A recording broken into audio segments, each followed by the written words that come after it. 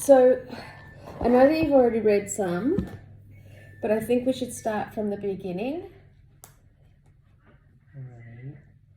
The beginning of the play. Act 1, Scene 1. Yeah, before we in the scene, the witches are called away by death. Let's put it here, and I need a loud voice because when you mumble, Alright. I can't hear you. In this scene, the witches are called away by the supernatural companions known as familiars, Grey, Malkin, and Paddock. It was a common belief in Shakespeare's day that witches worked through these familiars or spirits, which were often animals such as cats or toads. What does familiars mean? Like probably friends or family? Familiars. In this context, familiars means, so they're saying, where are you reading it here? Mm-hmm. They're known as familiars. Supernatural you're close with this. Supernatural companions. No, it's the new glasses. Oh. It's not you. Spirits. Black cats or those. Oh, did you shave that? That was really good. Did you do that yourself? I don't think so. Okay. All right. So we've got 3 witches, and so again, understanding that Macbeth is a play. It's been written as a play. So which one? When shall we meet? When shall we 3 meet again? Again, in thunder, lightning, or in rain? Okay, let's stop there. So what's she saying? In thunder, lightning, and in rain? When shall we 3 meet again? Yeah. So what's she saying? She's saying that that the 3 witches should meet when She's thunder. asking a question. Yeah. Look, there's a question mark there. So, the 3 witches are talking to each other, and the first witch asks the other 2, when shall we meet again? When shall we 3 meet again? In thunder, lightning, or in rain? It's a question. She's not saying we will meet in thunder, in lightning, or in rain. I know, it's just, you said that once to me. Okay. Second witch says, when the hurly-burly's done, when the battle's lost and won. Oh, so what does hurly-burly mean? Usually it would mean confusion, as it states here, but in this case it means battle. Well, it says battle. No, I don't think hurly-burly means battle at all. I think they're completely confusion. Yeah, they already state battle. Hurly-burly, it's like when my mind, when when you're imagining or you're stimming or anything like that, your mind is in hurly-burly. There's no chaos can be hurly-burly, or partying to the extreme can be hurly-burly. Yeah? Okay. So let me read it out with sound and intonation so that you can maybe hear how it should sound. When shall we 3 meet again? In thunder, lightning, or in rain? When the hurly-burly's done, when the battle's lost and won. That will be ere the set of sun. Where's the place? Upon the heath, there to meet with Macbeth. I don't think Heath and Macbeth rhyme, but anyway. So there's a premonition. I think it's pronounced heath. It's not. It's a heath. It's a heath. A heath is like a rise. Right. I know it just doesn't rhyme. But it's there upon the heath. Yeah. It's definitely not. Fair Okay. enough. So what they're doing is they're calling upon the spirits to ask when they're going to meet again, and they're using premonitions. This is all premonitions, witchery, looking into like a crystal ball type thing. When shall we 3 meet again? In thunder, lightning, or in rain? When the hurly-burly's done, when the battle's lost and won. That will be ere the set of sun. What's ere mean? Ere, the set of sun. Before? No, after? At. At. It's so in this case that will be ere the set of sun. No, we're not. We're not going to use the dictionary. We're going to talk it through. We're going to understand It's it. just, I'm trying to show the definition of air. Yes, we're not going to use the definitions. We're going to talk it out. We're going to understand it. Because their definitions, for example, hurly-burly, in this case battle, they're giving you the answers that they want you to know. They're not asking you to understand what hurly-burly means. And I don't want you to go straight to the definitions and only understand what it means in this context. I want you to understand what it means, because if you walk down the street and someone points down, there's a carnival going on, and someone says, look at all the hurly-burly going on there, doesn't mean a battle, does it? You have to understand the words, how they are actually meant, not only in Macbeth's context and its definitions, okay? All right, so they're making a premonition. What does a premonition mean? I've heard the word before in premonition dream. Yeah, oh wow, a premonition dream. So what would that mean? Probably like prediction? Brilliant, great. So they're making a prediction, a premonition. They're doing a hocus pocus, saying, "Where shall we meet?" Okay, and each witch is giving their own one. That will be ere the set of the sun. Where the place? Upon the heath, there to meet with Macbeth. I come. Grey Malkin. Grey Malkin, thanks, mate. Grey Malkin's, that's one of the people in it. I come, Grey Malkin. Paddock calls. Anon. I think that means soon. Anon.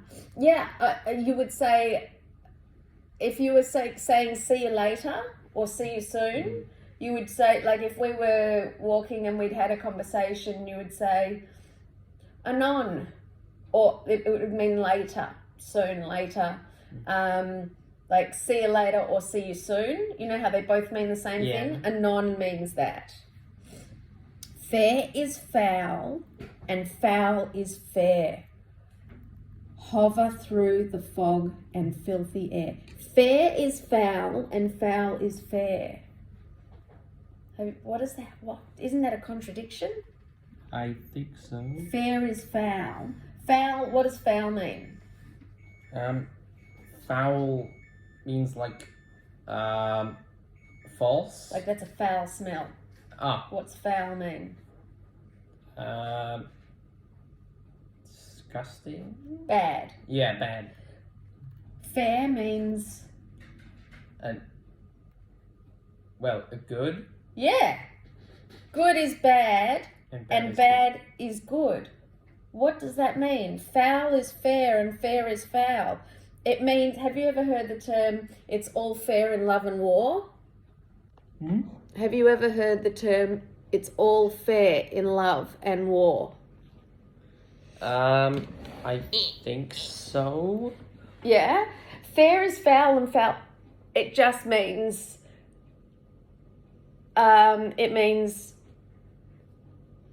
all cards on the deck. When you're like, for example, in a battle, right? In a battle, who's the baddie? Could be anyone. Exactly. Who's the goodie? Could be anyone. Fair is foul and foul is fair. It will depend on who wins. You know, each one is fighting for their cause.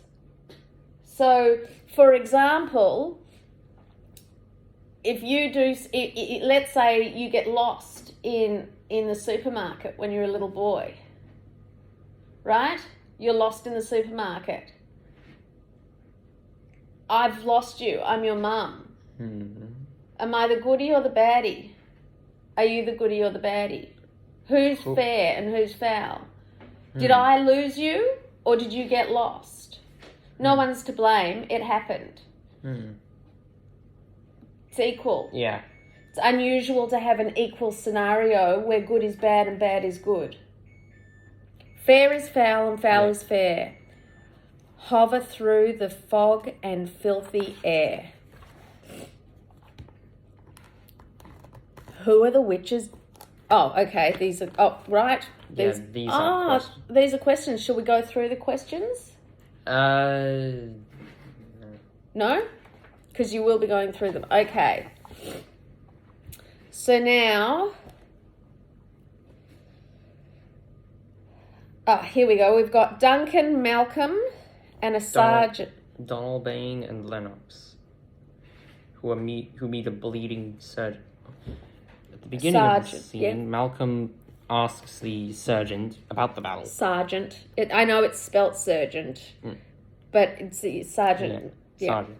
You may find the language of the sergeant uses challenging, but you do not have to understand every word. But we will. Okay. The main idea is that the battle could have gone either way until Macbeth won the day, shedding an incredible amount of blood in the process. When Ross brings the second report of King Duncan, he describes Macbeth as Bellona's bridegroom. Bellona is the Roman goddess of war. Okay. So,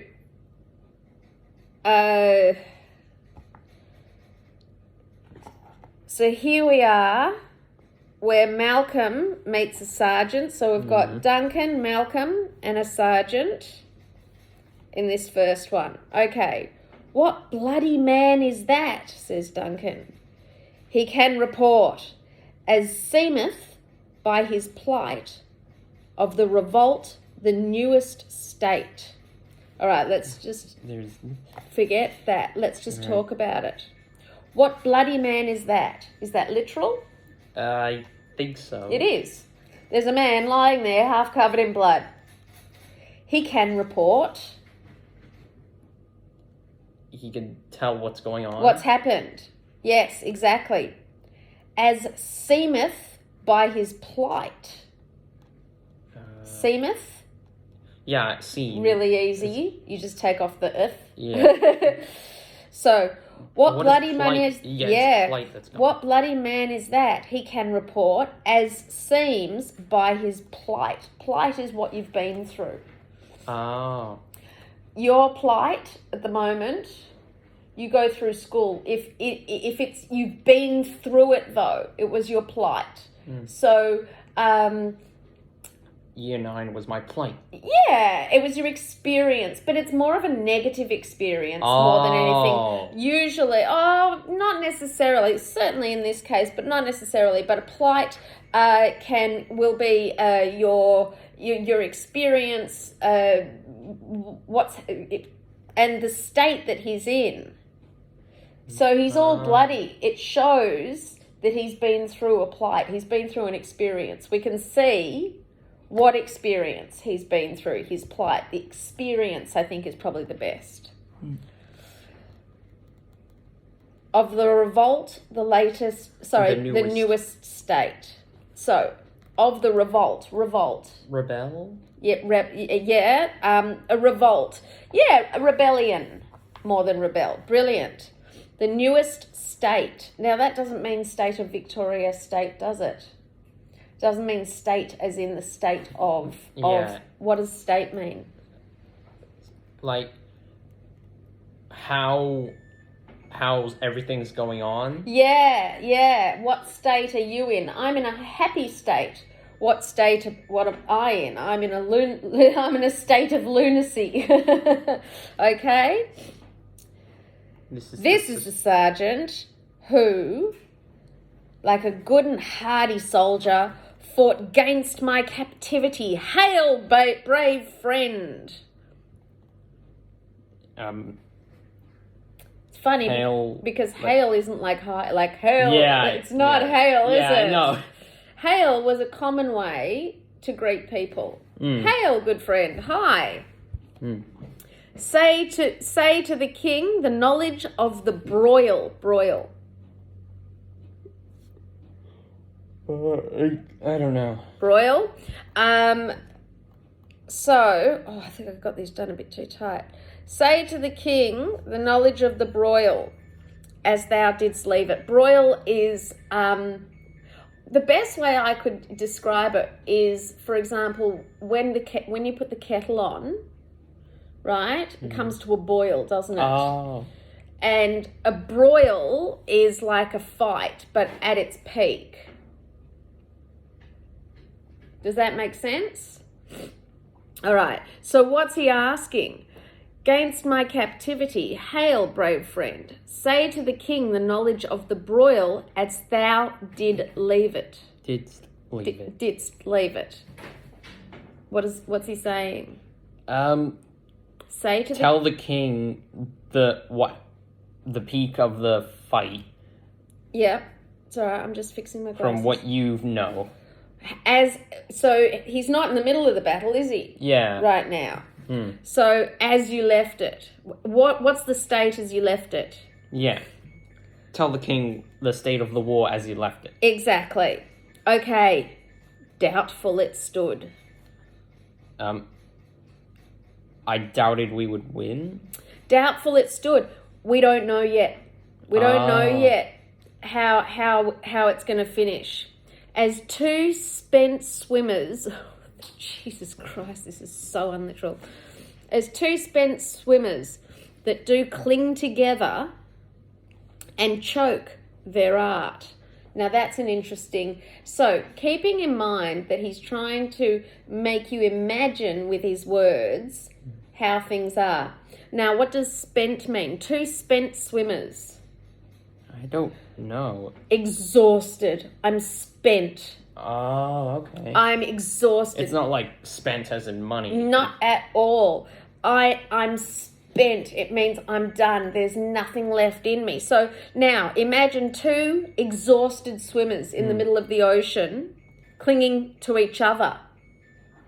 Oh. What would happen? They would both drown? And choke their art. Because so he's saying both sides are absolutely exhausted, both sides are killing each other, neither of them have any energy left, and they're all dying because they're all so exhausted. The merciless MacDonald, worthy to be a rebel, for To that. brilliant, thank you. Okay, you read out. Worthy to be a rebel, for to that the multiplying villainies of nature do swarm upon him. Now, all of that's in brackets. The merciless MacDonald, and now just read this bit, worthy to be a rebel, for to that the multiplying villainies of of nature do swarm upon him. Villainies. Like villainous? Yeah. And nature? Well, I mean, that one's just self-explanatory. Is it? Like, the nature, trees... No. Oh, so nature... Your nature. Yeah, yeah, So, he's got a what? A villainous... Nature? He's an evil man. Worthy to be a rebel, for to that the multiplying villainies of his nature. He's an awful man. Swarms upon him. Swarm upon him. From the western isles of kerns and gallow glasses is supplied, and fortune on his damned quarrel smiling. Okay, let's stop there. So I'm glad you did, because there's a specific W word that I do not want to say. I understand. It's right beneath your finger. That is a common, so okay, the word is whore. That word then was a very acceptable word. Yeah, I'm trying to think of what it meant back then. Prostitute. Oh. It means the same as it means now. Alright. It means the same, but the idea is, we'll get to that in a second. Let's just start. From the Western Isles of Kerns, which means from one particular place, and gallow glasses is supplied. What are gallow glasses? That is another place. So let's say from Queensland to Western Australia. He's describing... Alright. of Kerns and Gala glasses is supplied, and fortune on his damned quarrelling smile. So, damned quarrel smiling. On his damned quarrel smiling. When someone smiles when you're going through pain, it's not a nice thing, is it? Showed like the rebel's whore. So, usually a whore, a prostitute, does things and smiles her way through it when she doesn't necessarily enjoy it, but we don't know. But all is too weak. For brave Macbeth, well, he deserves that name, disdaining fortune with his brandished steel. Brandished. Cleaned? When you you've got your brandished steel is a sword. Brandished steel would mean a sword, and your sword either lives in its halter. There's a word for it right now. I cannot, for the life of me. If you brandish your steel, you pull it out, and it's being shown. Does that make sense? Yeah. Okay. We'll finish up right here. For brave Macbeth, well, he deserves that name. Yeah, he deserves the name well. Brave. Disdaining fortune. Disdaining fortune. Disdain. Changing it? It means like, I don't care if the gods say that you're going to win. I disdain your fortune. I'm going to win. You know, I don't care if people say I'm going to lose, you'll never win this.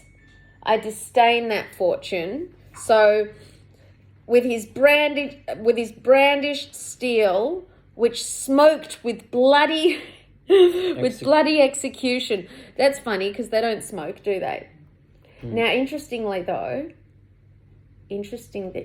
imagine a freezing cold battlefield.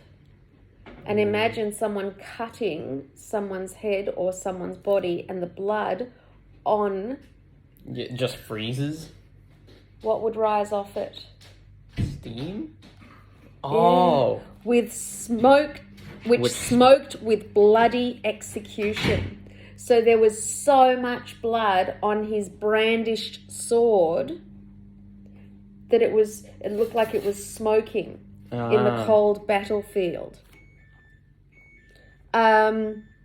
Like valor's minion carved out his passage till he faced the slave. We know what a minion is. Yeah. Valor. Armor? Brave. Oh. Bravery. Oh, yeah. Of course. It says right here. I'm glad I got it right. Like bravery's minion. Like carved out his passage. So carved through all the people on the battle. He carved a passage with his brandished steel, killing so many people. He carved a passage through all of those people till he faced the slave. And we will finish it there. All right. But can you see how doesn't matter what the vocabulary list is. It's important to understand that the way he's writing, the perfect example, as two swimmers spent that do cling together and choke their art. Yeah. Explain that to me. As two exhausted swimmers cling together and drown. Yeah, because they're both exhausted. And he wants you to see pictures in your head.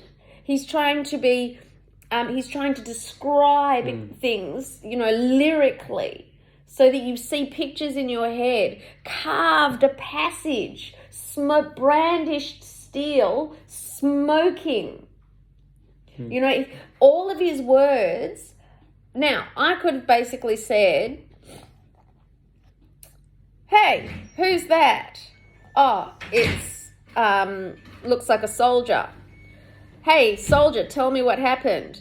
Oh man, seriously, I can't tell you who's winning and who's not. Both sides are absolutely buggered, but one person stood out, Macbeth, and you know, he was so brave that he without any idea of cost, he just pushed through regardless. He was like the bravest guy there who just he just kept going through and through. So I could have shortened all of that into just saying that. But Shakespeare writes in poetry. And Shakespeare wants you to see pictures in your head. I understand that. All right, cool. Awesome. I think that was good. I'll have to write a lot of definitions down from you. I think that if we understand it when we read it, if we talk about it when we read it, for example, now you know what brandished steel is. Yep. You're never gonna need to know that again. It'll be in your head. What is brandished steel? A sword. A sword.